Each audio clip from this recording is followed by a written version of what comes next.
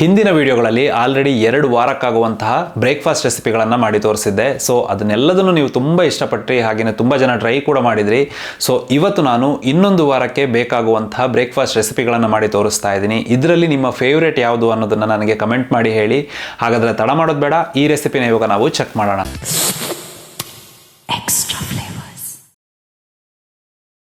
ಆಲೂ capsicum Baat ಮಾಡ್ಕೊಳ್ಳೋದಕ್ಕೆ ಇಲ್ಲಿ 1 table spoon ಅಷ್ಟು ಎಣ್ಣೆನ ನಾನು ಹಾಕ್ಕೊಂಡಿದ್ದೀನಿ ಒಂದು ಬಾಣಲೆಗೆ. ಹಾಗೆಯೇ 1 ಟೇಬಲ್ ಸ್ಪೂನ್ ಅಷ್ಟು ಧನಿಯಾ ಹಾಕ್ಕೊಳ್ತಾ ಇದ್ದೀನಿ. ಒಂದು ಅರ್ಧ ಟೀ ಸ್ಪೂನ್ ಅಷ್ಟು ಇಲ್ಲಿ ಜೀರಿಗೆಯನ್ನು ಸೇರಿಸ್ಕೋಬೇಕು. ಹಾಗೆಯೇ ಒಂದು ದೊಡ್ಡ ತೆಂಗಿನಕಾಯಲ್ಲಿ 1/4 ಭಾಗದಷ್ಟು ತೆಂಗಿನ ತುರಿನ ಹಾಕ್ಕೋಬೇಕು. ಖಾರಕ್ಕೆ ತಕ್ಕಂತೆ ಹಸಿಮೆಣಸಿನಕಾಯಿನ ಹಾಕ್ಕೋಬೇಕಾಗುತ್ತೆ. ಇಲ್ಲಿ ನಾನು ಒಂದು 4 ಹಸಿಮೆಣಸಿನಕಾಯಿನ ಹಾಕ್ಕೊಂಡಿದ್ದೀನಿ. ಕೆಂಪು ಮೆಣಸು ಕೂಡ ಹಾಕಿರೋದ್ರಿಂದ 4 ಮಾತ್ರ ಹಾಕ್ಕೊಂಡಿದ್ದೀನಿ. ಒಂದು 10 ಇಲ್ಲಿ ಬೆಳ್ಳುಳ್ಳಿ ಹೆಸಳನ್ನ ನಾನು ಸೇರಿಸ್ಕೊಂಡಿದ್ದೀನಿ. ಹಾಗೆಯೇ 1 ಏಲಕ್ಕಿ, 1 ತುಂಡು ಚಕ್ಕೆ, ಹಾಗೆಯೇ ಒಂದು 4 ಲವಂಗನ ಇಲ್ಲಿ ನಾನು ಹಾಕ್ಕೊಳ್ತಾ ಇದ್ದೀನಿ. ಹಾಗೆಯೇ ಸ್ವಲ್ಪ ಕೊತ್ತಂಬರಿ ಸೊಪ್ಪಿನ ದಂಟನ್ನು ಇಲ್ಲಿ ಹಾಕ್ಕೊಳ್ತಾ ಇದ್ದೀನಿ. ಇದು ಒಳ್ಳೆ ಅರೋಮಾ ಕೊಡುತ್ತೆ, ಅದಕ್ಕೋಸ್ಕರ ನಾನು ಇದನ್ನು ಹಾಕ್ಕೊಂಡಿದ್ದೀನಿ. ಹಾಗೆಯೇ 1/4 ಚಮಚದಷ್ಟು ಅರಿಶಿಣನ ಹಾಕ್ಕೋಬೇಕು. ಹಾಗೆಯೇ ಒಂದು 6 ರಿಂದ 7 ಇಲ್ಲಿ ಬ್ಯಾಡಗಿ ಮೆಣಸನ್ನು ಹಾಕ್ಕೋಬೇಕು. ಒಂದು ಒಳ್ಳೆ ಕಲರ್ ಬರುತ್ತೆ ಬ್ಯಾಡಗಿ ಮೆಣಸು ಹಾಕೋದ್ರಿಂದ, ಅದಕ್ಕೋಸ್ಕರ ಇಲ್ಲಿ ಬ್ಯಾಡಗಿ ಮೆಣಸನ್ನು ಹಾಕ್ಕೊಂಡಿದ್ದೀನಿ. ಅಕಸ್ಮಾತ್ ಗುಂಟೂರು ಮೆಣಸು ಎಲ್ಲಾದರೂ ನೀವು ಸೇರಿಸ್ಕೊಳ್ಳೋದಾದರೆ ಇಲ್ಲಿ ಮೆಣಸಿನಕಾಯಿನ ಸ್ವಲ್ಪ ಕಮ್ಮಿ ಮಾಡ್ಕೋಬೇಕು, ಯಾಕಂದರೆ ತುಂಬ ಖಾರ ಆಗಿಬಿಡುತ್ತೆ, ಅದಕ್ಕೋಸ್ಕರ. ಓಕೆ, ಇದನ್ನು ಹಾಕ್ಕೊಂಡು ಇದನ್ನು ಚೆನ್ನಾಗಿ ನಾವು ಮೀಡಿಯಮ್ ಫ್ಲೇಮಲ್ಲಿ ಚೆನ್ನಾಗಿ ರೋಸ್ಟ್ ಮಾಡಿಕೊಂಡು ಇದನ್ನು ರುಬ್ಕೋಬೇಕು. ಇದನ್ನು ತರಿಯಾಗಿ ರುಬ್ಕೋಬೇಕು. ಯಾವ ಕಾರಣಕ್ಕೂ ಒಳ್ಳೆ ಚೆನ್ನಾಗಿ ಪೇಸ್ಟ್ ಎಲ್ಲ ಮಾಡ್ಕೊಳಕ್ಕೆ ಹೋಗಬೇಡಿ. ತರಿಯಾಗಿ ಮಾಡಿಕೊಂಡ್ರೆ ತುಂಬ ಚೆನ್ನಾಗಿರುತ್ತೆ. ಇವಾಗ ಇಲ್ಲಿ ಅಕ್ಕಿ ನಾನು ನಾರ್ಮಲ್ ನಮ್ಮ ಡೇ ಲೈಫಲ್ಲಿ ಯೂಸ್ ಮಾಡುವಂತಹ ಅಕ್ಕಿನೇ ತೊಗೊಂಡಿದ್ದೀನಿ, ಕಮ್ಮಿ ರೇಟಿದ್ದು. ಇದು ಒಂದು 2 ಗ್ಲಾಸ್ನಷ್ಟು ಇಲ್ಲಿ ನಾನು ಹಾಕ್ಕೊಳ್ತಾ ಇದ್ದೀನಿ. 2 ಗ್ಲಾಸ್ ಅಂದರೆ ಸುಮಾರು ಒಂದು ಅರ್ಧ kg ಅಷ್ಟು ಆಗುತ್ತೆ. ಇದನ್ನು ಚೆನ್ನಾಗಿ ಒಂದು 2 ನೀರಾದರೂ ನಾವು ತೊಳ್ಕೊಂಡು ಇದನ್ನು ಒಂದು 10 ನಿಮಿಷ ನೆನೆ ಬಿಡಬೇಕು. ಇವಾಗ ಇಲ್ಲಿ ಕುಕ್ಕರ್ನ ಇಟ್ಕೊಂಡು ಇದಕ್ಕೆ ಒಂದು 4 ಟೇಬಲ್ ಸ್ಪೂನ್ ಅಷ್ಟು ಎಣ್ಣೆನ ಇಲ್ಲಿ ನಾನು ಹಾಕ್ಕೊಳ್ತಾ ಇದ್ದೀನಿ. ಎಣ್ಣೆ ಅಥವಾ ತುಪ್ಪ ಯಾವುದನ್ನಾದರೂ ಬಳಸ್ಕೋಬಹುದು. ಹಾಗೆಯೇ ಇಲ್ಲಿ ನೋಡಿ ಬೇ ಲೀವ್ ತೊಗೊಂಡಿದ್ದೀನಿ, 1 ತುಂಡು ಚಕ್ಕೆ, ಒಂದು 4 ಕರಿಮೆಣಸು ಹಾಕ್ಕೊಂಡಿದ್ದೀನಿ, 1 ಏಲಕ್ಕಿ, ಹಾಗೆಯೇ ಒಂದು 2 ಲವಂಗನ ನಾನಿಲ್ಲಿ ಹಾಕ್ಕೊಳ್ತಾ ಇದ್ದೀನಿ. ಇದೆಲ್ಲದನ್ನು ಹಾಕ್ಕೊಂಡು ಒಂದು ಸಲ ಚೆನ್ನಾಗಿ ರೋಸ್ಟ್ ಮಾಡಿಕೊಂಡು ಆಮೇಲೆ ಒಂದು ದೊಡ್ಡ ಗಾತ್ರದ ಈರುಳ್ಳಿನ ಇದಕ್ಕೆ ನಾವು ಹಾಕ್ಕೋಬೇಕು. ಈ ಈರುಳ್ಳಿ ಹಾಕ್ಕೊಂಡು ಈರುಳ್ಳಿ ಚೆನ್ನಾಗಿ ನಾವು ಬಾಡಿಸ್ಕೋಬೇಕಾಗುತ್ತೆ. ಇದನ್ನು ಮೀಡಿಯಮ್ ಫ್ಲೇಮಲ್ಲೇ ಮಾಡ್ಕೊಳ್ಳಿ. ಸ್ವಲ್ಪ ಲೈಟಾಗಿ ಅಲ್ಲಿ ಇಲ್ಲಿ ಕಂದು ಬಣ್ಣ ಬರ್ತಾ ಇದೆ ಅನ್ನೋತ್ತಿಗೆ ಇದಕ್ಕೆ ನೀವು ಒಂದು ದೊಡ್ಡ ಗಾತ್ರದ ಒಂದು ಆಲೂಗೆಡ್ಡೆಯನ್ನು ಚಿಕ್ಕ ಪೀಸ್ಗಳನ್ನಾಗಿ, ಸ್ಕ್ವೇರ್ ಪೀಸ್ಗಳನ್ನಾಗಿ ಚೌಕ ಮಾಡಿ ಇದಕ್ಕೆ ಹಾಕ್ಕೋಬೇಕು. ಈ ಆಲೂಗೆಡ್ಡೆನ ನಾವು ಎಣ್ಣೆಯಲ್ಲೇ ಫ್ರೈ ಮಾಡೋದ್ರಿಂದ ತುಂಬ ಚೆನ್ನಾಗಿ ಆ ಟೇಸ್ಟ್ ಇರುತ್ತೆ. ಯಾಕಂದರೆ ನೀವು ನೋಡಿರ್ತೀರ, ಫ್ರೆಂಚ್ ಫ್ರೈಸ್ ಎಲ್ಲ ತಿಂದಿರ್ತೀರ, ಎಣ್ಣೆಯಲ್ಲಿ ಫ್ರೈ ಮಾಡಿದರೆ ಯಾವ ಟೇಸ್ಟ್ ಬರುತ್ತೆ ಅಂತ. ಸೊ ಅದಕ್ಕೋಸ್ಕರನೇ ಇಲ್ಲಿ ಆಲೂಗೆಡ್ಡೆನ ಫಸ್ಟೇ ನಾನು ಹಾಕ್ಕೊಂಡು ಈ ಎಣ್ಣೆಯಲ್ಲಿ ಇಲ್ಲಿ ನಾನು ಫ್ರೈ ಮಾಡ್ಕೊಳ್ತಾ ಇದ್ದೀನಿ. ಇವಾಗ ಆ ಆಲೂಗೆಡ್ಡೆಗೆಲ್ಲ ನೋಡಿ ಸೈಡಲ್ಲೆಲ್ಲ ಸ್ವಲ್ಪ ಕಲರ್ ಚೇಂಜ್ ಆಗ್ತಾ ಇದೆ, ಲೈಟಾಗಿ ಬ್ರೌನ್ ಕಲರ್ ಬರ್ತಾ ಇದೆ. ಆವಾಗ ಇದಕ್ಕೆ 1 ಟೇಬಲ್ ಸ್ಪೂನ್ ಅಷ್ಟು ಮನೆಯಲ್ಲೇ ಮಾಡ್ಕೊಂಡಿರುವಂತಹ ಶುಂಠಿ ಬೆಳ್ಳುಳ್ಳಿ ಪೇಸ್ಟನ್ನು ಹಾಕ್ಕೊಳ್ತಾ ಇದ್ದೀನಿ. ಶುಂಠಿ ಬೆಳ್ಳುಳ್ಳಿ ಪೇಸ್ಟ್ ಹಾಕೊಳ್ಳೋತ್ತಿಗೆ ದಯವಿಟ್ಟು ಫ್ಲೇಮನ್ನು ಕಮ್ಮಿ ಇಟ್ಕೋಬೇಕು, ಕಮ್ಮಿ ಉರಿಯಲ್ಲೇ ಹಾಕ್ಕೋಬೇಕು. ಇಲ್ಲಾಂದರೆ ಕುಕ್ಕರಲ್ಲಿ ಎಲ್ಲ ತಳತಾಗಿ ಆ ಶುಂಠಿ ಬೆಳ್ಳುಳ್ಳಿ ಪೇಸ್ಟ್ ಎಲ್ಲ ವಾಸನೆನೂ ಚೇಂಜ್ ಆಗಿಬಿಡುತ್ತೆ, ವಾಸನೆ ಬಂದುಬಿಡುತ್ತೆ. ಹಾಗೆಯೇ ಆ ಟೇಸ್ಟ್ ಕೂಡ ಚೇಂಜ್ ಆಗಿಬಿಡುತ್ತೆ. ಅದಕ್ಕೋಸ್ಕರ ಒಂದು ಸಲ ಚೆನ್ನಾಗಿ ಅದರದ್ದು ಹಸಿ ಸ್ಮೆಲ್ಲೆಲ್ಲ ಹೋದ್ಮೇಲೆ 1 ಮುಷ್ಟಿಯಷ್ಟು ಕೊತ್ತಂಬರಿ ಸೊಪ್ಪು, 1 ಮುಷ್ಟಿಯಷ್ಟು ಪುದೀನ ಸೊಪ್ಪನ್ನು ಹಾಕ್ಕೊಂಡು ಆ ಸೊಪ್ಪೆಲ್ಲ ನಾವು ಚೆನ್ನಾಗಿ ಬಾಡಿಸ್ಕೋಬೇಕು. ಈ ಥರ ಚೆನ್ನಾಗಿ ಸೊಪ್ಪೆಲ್ಲ ಚೆನ್ನಾಗಿ ಬಾಡ್ಕೊಂಡು ಬಂದಮೇಲೆ ಇದಕ್ಕೆ ಚೆನ್ನಾಗಿ ಹೆಚ್ಕೊಂಡಿರುವಂತಹ 1 ಟೊಮೆಟೊನ ಇಲ್ಲಿ ನಾನು ಹಾಕ್ಕೊಳ್ತಾ ಇದ್ದೀನಿ. ಒಂದು ದೊಡ್ಡ ಗಾತ್ರದ ಟೊಮೆಟೊನ ಸಣ್ಣದಾಗಿ ಹೆಚ್ಕೊಂಡು ಹಾಕ್ಕೋಬೇಕು. ಈ ನಾವು ಏನು ಪಲಾವ್ ಎಲ್ಲ ಮಾಡ್ತೀವಿ ಅಥವಾ ರೈಸ್ ಬಾತ್ ಯಾವುದಾದ್ರೂ ಮಾಡಿದರೆ ಅದರಲ್ಲಿ ಟೊಮೆಟೊ ಎಲ್ಲ ಜಾಸ್ತಿ ಸಿಕ್ಕಿದರೆ ಚೆನ್ನಾಗಿರೋದಿಲ್ಲ. ಸೊ ಸಣ್ಣ ಪೀಸ್ಗಳನ್ನಾಗಿ ಮಾಡಿ ಹಾಕ್ಕೋಬೇಕು. ಒಂದು ಸಲ ಚೆನ್ನಾಗಿ ಟೊಮೆಟೊ ಬಾಡ್ತಾ ಇದೆ ಅನ್ನೋವಾಗ ನೀವು ಅದಕ್ಕೆ ರುಬ್ಕೊಂಡಿರುವಂತಹ ಮಸಾಲ, ಹಾಗೆಯೇ ಒಂದು 1/4 ಕಪ್ನಷ್ಟು ನೀರನ್ನು ಹಾಕ್ಕೊಂಡು ಇದನ್ನು ಚೆನ್ನಾಗಿ ಮಿಕ್ಸ್ ಮಾಡಿಕೊಂಡು ರುಚಿಗೆ ತಕ್ಕಷ್ಟು ಇಲ್ಲಿ ಉಪ್ಪನ್ನು ಸೇರಿಸ್ಕೋಬೇಕು. ಉಪ್ಪನ್ನು ನೀವು ಆಮೇಲೆ ಕೂಡ ಸೇರಿಸ್ಕೋಬಹುದು. ಸೊ ಸ್ವಲ್ಪ ಉಪ್ಪನ್ನು ಇವಾಗ ಹಾಕ್ಕೊಂಡು ಆ ಮಸಾಲಾನ ಚೆನ್ನಾಗಿ ಆ ಎಣ್ಣೆಯಲ್ಲಿ ನೀವು ರೋಸ್ಟ್ ಮಾಡ್ಕೋಬೇಕು. ಒಂದು ಸಲ ಚೆನ್ನಾಗಿ ರೋಸ್ಟ್ ಆಗಿ ಎಣ್ಣೆ ಸ್ವಲ್ಪ ಸಪ್ರೇಟ್ ಆಗೋವಾಗ ಇದಕ್ಕೆ ನೋಡಿ ಒಂದು ಅರ್ಧ ಕ್ಯಾಪ್ಸಿಕಮ್ ಹಾಕ್ಕೊಂಡಿದ್ದೀನಿ. ಹಾಗೆಯೇ ಒಂದು 1/4 ಕಪ್ನಷ್ಟು ಮೊಸರನ್ನ ಇಲ್ಲಿ ಹಾಕ್ಕೊಳ್ತಾ ಇದ್ದೀನಿ. ಮೊಸರು ಕೂಡ ಜಾಸ್ತಿ ಹಾಕ್ಕೋಬೇಡಿ, ಆಲ್ರೆಡಿ ನಾವು ಟೊಮೆಟೊ ಎಲ್ಲ ಹಾಕ್ಕೊಂಡಿದ್ದೀವಿ. ಹಾಗೆಯೇ ಜಾಸ್ತಿ ಹುಳಿ ಇರುವಂಥ ಮೊಸರು ಹಾಕ್ಕೋಬೇಡಿ, ಈ ರೈಸ್ ಬಾತಿದು ಟೇಸ್ಟ್ ಚೇಂಜ್ ಆಗಿಬಿಡುತ್ತೆ. ಅದಕ್ಕೋಸ್ಕರ ಒಂದು ಸಲ ಅದನ್ನೆಲ್ಲ ಚೆನ್ನಾಗಿ ಮಿಕ್ಸ್ ಮಾಡಿಕೊಂಡು ಕೊನೆಗೆ ಇದಕ್ಕೆ ನೀವು ನೆನೆಸ್ಕೊಂಡಿರುವಂತಹ ಅಕ್ಕಿನ ಸೇರಿಸ್ಕೊಂಡು ಎಲ್ಲದನ್ನು ಒಂದು ಸಲ ಚೆನ್ನಾಗಿ ಮಿಕ್ಸ್ ಮಾಡಿಕೊಂಡು ಇಲ್ಲಿ 2 ಲೋಟ ಅಕ್ಕಿನ ಹಾಕ್ಕೊಂಡಿದ್ದೀವಿ. ಅದಕ್ಕೋಸ್ಕರ 4 ಲೋಟ ನೀರನ್ನು ಹಾಕ್ಕೋಬೇಕು. ನೀವು ಮೊದಲೇ ಜಾಸ್ತಿ ನೀರನ್ನು ಅದಕ್ಕೆ ಹಾಕ್ಕೋಬಾರ್ದು. ನಾನು ಬರೀ 1/4 ಕಪ್ನಷ್ಟು ನೀರು ಹಾಕಿ ಅಂದೆ, ಅದೆಲ್ಲ ಆವಿಯಾಗಿರುತ್ತೆ. ಸೊ ನಾವು ಇಲ್ಲಿ 2 ಲೋಟಕ್ಕೆ 4 ಲೋಟ ನೀರು ಹಾಕಿದರೆ ಕರೆಕ್ಟಾಗಿ ಆಗುತ್ತೆ. ಹಾಗೆಯೇ ರುಚಿಗೆ ತಕ್ಕಷ್ಟು ಉಪ್ಪನ್ನು ಹಾಕಿ ಇದನ್ನು ಇಲ್ಲಿ ನಾನು ನನ್ನ ಕುಕ್ಕರಲ್ಲಿ 3 ವಿಷಲ್ ಕೂಗಿಸ್ಕೊಳ್ತಾ ಇದ್ದೀನಿ. ನಿಮ್ಮ ಕುಕ್ಕರಲ್ಲಿ ಅನ್ನ ಬೇಯೋಕ್ಕೆ ಎಷ್ಟು ಟೈಮ್ ತಗೊಳುತ್ತೋ ಅಷ್ಟು ವಿಷಲ್ನ ನೀವು ಕೂಗಿಸ್ಕೋಬೇಕು. ಇವಾಗ 3 ವಿಷಲ್ ಆಗಿ ಕುಕ್ಕರಿದು ಪ್ರೆಷರ್ ಎಲ್ಲ ಹೋದ್ಮೇಲೆ ಇದನ್ನು ಓಪನ್ ಮಾಡ್ತಾ ಇದ್ದೀನಿ. ಅದು ಎಷ್ಟು ಚೆನ್ನಾಗಿ ಆ ರೈಸ್ ಬಾತ್ ಕಾಣ್ತಾ ಇದೆ ನೋಡಿ. ಈ ಆಲೂ ಕ್ಯಾಪ್ಸಿಕಮ್ ರೈಸ್ ಬಾತ್ ತುಂಬ ಪರಿಮಳ ಹಾಗೆಯೇ ಒಳ್ಳೆ ಟೇಸ್ಟನ್ನು ಕೊಡುತ್ತೆ. ಹಾಗೆಯೇ ನಾವು ಇಲ್ಲಿ ತುಂಬ ಮಸಾಲೆ ಪದಾರ್ಥಗಳನ್ನು ಹಾಕಿ ಮಾಡಿರೋದ್ರಿಂದ ಆ ಅನ್ನದ ಮೇಲೆಲ್ಲ ಮಸಾಲ ಕೂತಿರುತ್ತೆ. ನೀವು ಹೋಟ್ಲಲ್ಲೆಲ್ಲಾದರೂ ಆಲೂ ಬಾತ್ ಎಲ್ಲ ತಿಂದಿರ್ಬೋದು, ಬಟ್ ಈ ವರ್ಷನ ಒಂದ್ಸಲ ಟ್ರೈ ಮಾಡಿ ನೋಡಿ. ನಿಮಗೆ ಆ ಮದುವೆ ಮನೆಯಲ್ಲೆಲ್ಲ ತಿಂದಿದ್ದ ಫೀಲನ್ನು ಕೊಡುತ್ತೆ ಇದು. ಹಾಗೆಯೇ ಅನ್ನ ಕೂಡ ತುಂಬ ಬಿಡಿ ಬಿಡಿಯಾಗಿ ಬಂದಿದೆ ನೋಡಿ. ನಾವಿಲ್ಲಿ ಜಾಸ್ತಿ ನೀರನ್ನು ಹಾಕಿಲ್ಲ. ನಾನು ಕರೆಕ್ಟ್ ಪ್ರೊಸೀಜರಲ್ಲಿ ನಿಮಗೆ ಈ ಆಲೂ ಕ್ಯಾಪ್ಸಿಕಮ್ ಬಾತ್ ಮಾಡೋದನ್ನು ಹೇಳ್ಕೊಟ್ಟಿದ್ದೀನಿ. ಮೊದಲಿಗೆ ಇನ್ಸ್ಟಂಟ್ ದೋಸೆ ಮಾಡ್ಕೊಳ್ಳೋದಕ್ಕೆ ಇಲ್ಲಿ ನಾನು 2 ಕಪ್ನಷ್ಟು ಮಂಡಕ್ಕಿನ ಹಾಕ್ಕೊಳ್ತಾ ಇದ್ದೀನಿ. ಈ ಮಂಡಕ್ಕಿನ ಹಾಕ್ಕೊಂಡು ಇದಕ್ಕೆ ಸ್ವಲ್ಪ ನೀರನ್ನು ಹಾಕಿ ಇದನ್ನು ಒಂದು 5 ರಿಂದ 7 ನಿಮಿಷ ನೆನೆಯಕ್ಕೆ ಬಿಡಬೇಕು. ಮಂಡಕ್ಕಿಗೆ ನೀರು ಹಾಕಿದಾಗ ಯಾವಾಗಲೂ ಮಂಡಕ್ಕಿ ಸೀದಾ ಮೇಲೆ ಬಂದುಬಿಡುತ್ತೆ. ಅದಕ್ಕೋಸ್ಕರ ನೀವು ಕೈಯಲ್ಲಿ ಪ್ರೆಸ್ ಮಾಡಿ ಅದನ್ನು ನೆನೆಯಕ್ಕೆ ಬಿಡಬೇಕು. ಇಲ್ಲಾಂದರೆ ಮೇಲ್ಗಡೆ ಹಾಗೇ ಇರುತ್ತೆ. ಸೊ ಪ್ರೆಸ್ ಮಾಡಿ ಇದನ್ನು ಬಿಟ್ಬಿಡಬೇಕಾಗುತ್ತೆ. ಇನ್ನೊಂದು ಕಪ್ಪಲ್ಲಿ ಇಲ್ಲಿ ನಾನು 3/4 ಕಪ್ನಷ್ಟು ರವೆನ ಹಾಕ್ತಾ ಇದ್ದೀನಿ. ಈ ರವೆ ಮೀಡಿಯಮ್ ರವೆ, ನಾವು ಉಪ್ಪಿಟ್ಟೆಲ್ಲ ಮಾಡ್ತೀವಲ್ಲ ಆ ರವೆ ಇದು. ಯಾವ ಕಾರಣಕ್ಕೂ ಅಕ್ಕಿ ರವೆನ ಬಳಸಬೇಡಿ, ಇಲ್ಲಿ ದೋಸೆ ಚೆನ್ನಾಗಿ ಬರೋದಿಲ್ಲ. ಇದಕ್ಕೂ ಕೂಡ ನೀರು ಹಾಕಿ ಇದು ಎರಡನ್ನೂ ಕೂಡ 5 ರಿಂದ 7 ನಿಮಿಷ ನಾವು ನೆನೆಯಕ್ಕೆ ಬಿಡಬೇಕು. ಇವಾಗ ಚಟ್ನಿನ ಮಾಡ್ಕೊಳ್ಳೋಣ. ಆ 7 ನಿಮಿಷದಲ್ಲಿ ಇಲ್ಲಿ ನಾನು ಅರ್ಧ ಭಾಗದಷ್ಟು ಇಲ್ಲಿ ತೋತಾಪುರಿ ಮಾವಿನಕಾಯಿನ ತಗೊಂಡಿದ್ದೀನಿ. ನೀವು ಯಾವುದೇ ಮಾವಿನಕಾಯಿ ತಗೋಬಹುದು, ಆದರೆ ಜಾಸ್ತಿ ಹುಳಿ ಇದ್ದರೆ ಮಾವಿನಕಾಯಿ ಪ್ರಮಾಣ ತುಂಬ ಕಮ್ಮಿ ಮಾಡಬೇಕಾಗುತ್ತೆ. ತೋತಾಪುರಿಯಲ್ಲಿ ನಿಮಗೆ ಸಿಹಿನೂ ಇರುತ್ತೆ ಹಾಗೆಯೇ ಹುಳಿನೂ ಸ್ವಲ್ಪ ಇರುತ್ತೆ. ಅದಕ್ಕೋಸ್ಕರ ನಾನು ಇದನ್ನು ತಗೊಂಡಿದ್ದೀನಿ. ಇದಕ್ಕೆ ಅರ್ಧ ಇಂಚಿನಷ್ಟು ಶುಂಠಿನ ಹಾಕ್ಕೊಳ್ತಾ ಇದ್ದೀನಿ. ಹಾಗೆಯೇ ಖಾರಕ್ಕೆ ತಕ್ಕಂತೆ ಹಸಿಮೆಣಸಿನ್ಕಾಯಿ. ಇಲ್ಲಿ ಖಾರ ಸ್ವಲ್ಪ ಕಮ್ಮಿ ಇರೋದ್ರಿಂದ ನಾನು 4 ಹಸಿಮೆಣಸಿನ್ಕಾಯಿ ಹಾಕಿದ್ದೀನಿ. ಹಾಗೆಯೇ 1 ತೆಂಗಿನಕಾಯಲ್ಲಿ 1/4 ಭಾಗದಷ್ಟು ತೆಂಗಿನಕಾಯಿನ ಹಾಕ್ಕೋಬೇಕು. ಇದ್ರ ಜೊತೆಗೆ ರುಚಿಗೆ ತಕ್ಕಷ್ಟು ಉಪ್ಪನ್ನು ಕೂಡ ಇಲ್ಲಿ ಸೇರಿಸ್ಕೊಂಡು ಇದನ್ನು ಸ್ವಲ್ಪ ನೀರು ಹಾಕಿ ಚೆನ್ನಾಗಿ ನಾವು ರುಬ್ಕೋಬೇಕಾಗುತ್ತೆ. ಇವಾಗ ನೋಡಿ ಚಟ್ನಿ ತುಂಬ ಚೆನ್ನಾಗಿ ರೆಡಿಯಾಗಿದೆ. ಬೇರೆ ಯಾವುದೇ ಚಟ್ನಿನ ಮಾಡ್ಕೋಬಹುದು, ಆದರೆ ಇವಾಗ ಮಾವಿನಕಾಯಿ ಸೀಸನ್ ಆಗಿರೋದ್ರಿಂದ ಅದರಲ್ಲೇ ಮಾಡಿದರೆ ಆ ರುಚಿ ಕೂಡ ಚೆನ್ನಾಗಿರುತ್ತೆ. ಆಮೇಲೆ ನಮಗೆ ಮತ್ತೆ ಮಾಡಬೇಕಂದ್ರೂ ಆಗೋದಿಲ್ಲ. ಸೊ ಈ ಮಾವಿನಕಾಯಿ ಚಟ್ನಿನ ನೀವು ಸಿಂಪಲ್ಲಾಗಿ ನಾನು ತೋರಿಸಿರೋ ಥರ ಮಾಡ್ಬೋದು. ಇವಾಗ ಒಂದು 5 ರಿಂದ 7 ನಿಮಿಷ ಆದಮೇಲೆ ಇಲ್ಲಿ ರವೆ ಚೆನ್ನಾಗಿ ನೆಂದಿದೆ, ಹಾಗೆಯೇ ಮಂಡಕ್ಕಿನೂ ಚೆನ್ನಾಗಿ ನೆಂದಿದೆ. ಸೊ ಇವಾಗ ಮಿಕ್ಸಿ ಜಾರ್ನ ತಗೊಂಡು ಆ ನೀರನ್ನೆಲ್ಲ ತೆಗೆದು ಈ ಮಂಡಕ್ಕಿ ಮತ್ತು ರವೆನ ನಾವು ಚೆನ್ನಾಗಿ ರುಬ್ಕೋಬೇಕಾಗುತ್ತೆ.